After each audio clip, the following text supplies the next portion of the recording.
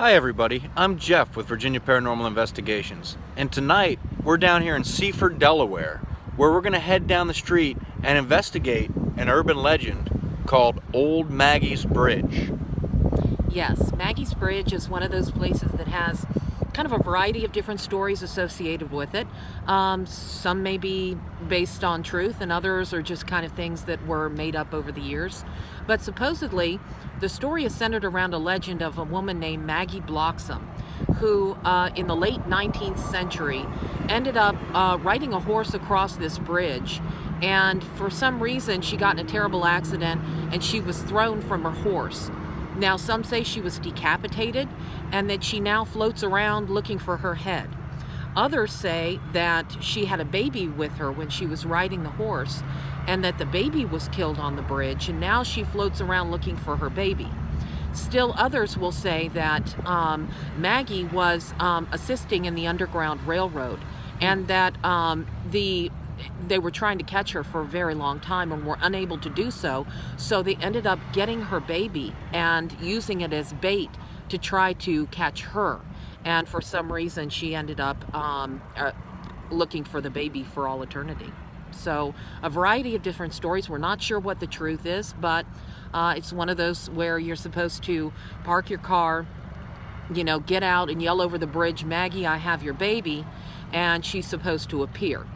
Some people say you throw your keys under the car, you walk around the car 3 times, you do the hokey pokey, and then she's supposed to appear. So it's kind of a crazy mix of different stories, a sort of mixed up legend like a lot of them are, but still a very interesting one that's worth checking out. It sounds interesting. And this place, it's not actually in Seaford, right? It's right outside of Seaford? It's actually in an area called Woodland, off of Woodland Church Road. There's also a ferry nearby called Woodland Fairy that is supposedly haunted by a witch who they say appears headless, carrying her head. It's interesting that they're both headless. I wonder if it's somehow intertwined or something like that. Yeah, that's interesting. So, we're going to head down the road and we're going to check this out and let you know what we see. Right.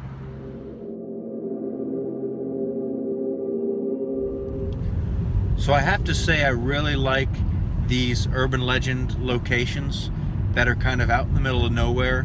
It's so uncontrolled. You never know what's going to happen. Right. Whether it's going to be something of a spiritual nature or if there's just going to be crazy people out there in the woods that chase us. You really never know what to anticipate, so your senses are on like high alert. Right. You know what I mean? Very high alert. And sometimes people let that get them to the point where they're scared, and then they start to hear things and see things that aren't there. Their imagination starts running wild. Every little stick that breaks is a footstep, and stuff like that. So we do got to keep our calm and keep in the mindset that we're going out here to logically see what's there. We have methods to protect us from anything that might be of a non-paranormal nature, but I think it would be rare that we would encounter something like that just hanging out at this bridge in the middle of nowhere. But I am excited to get out there and see what we can find.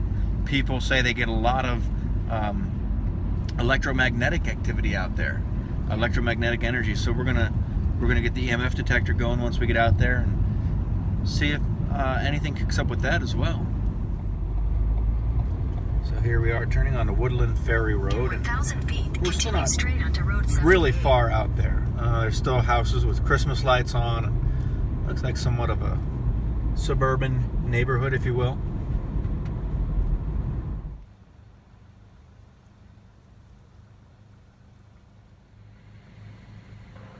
So right over here is the ferry where supposedly there have been sightings of the headless witch.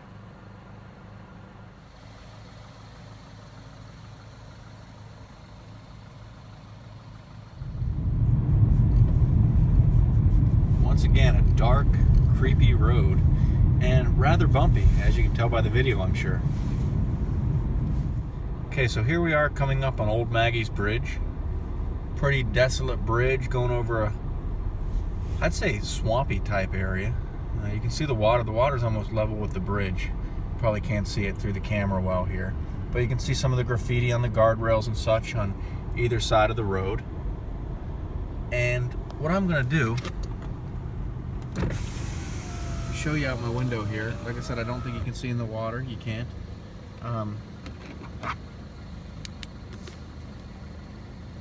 Still can't. But I think I'm gonna hop out and perhaps do a quick EMF sweep and see what the levels look like. Okay, so they said there are some high levels around here. No telephone lines or anything. Now, right off the bat, I do see some power lines going right over here overhead. See, but up there, you can see the power lines, and they go straight up overhead here. Like I said, there are some strange noises out there. EMF levels are normal. Nothing off the charts by any means. Alright, so EMF detector is going. And they say when you say, Maggie, I got your baby, that's when the activity is going to pick up. So, we'll see what happens. Maggie, I got your baby.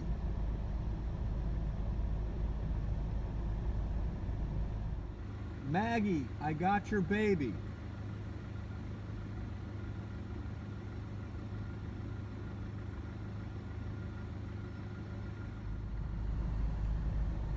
But I do see movement on the EMF detector, and I gotta attribute it to these power lines that are going overhead here. They said in the article that there's no power lines out here, nothing that would cause an EMF signal, but there are. There's power lines that go right across, literally right across the bridge almost.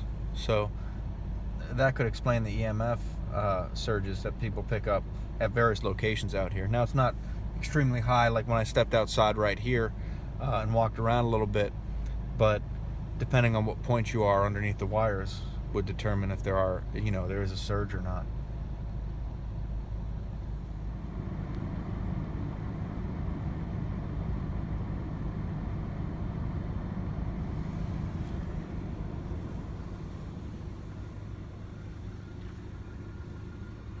Yeah, there's a little bit of movement depending on where I stand under the wires in relation to the wires.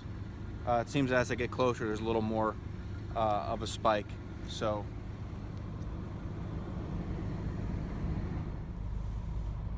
Maggie, I have your baby.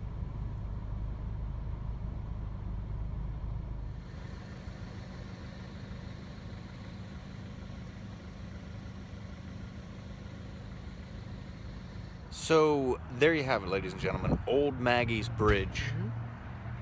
And it's a pretty eerie, dark location. It was cool because you can stop there for a little while, and we actually got out and walked around. A lot of urban legends, you can't do that. The more desolate ones you can.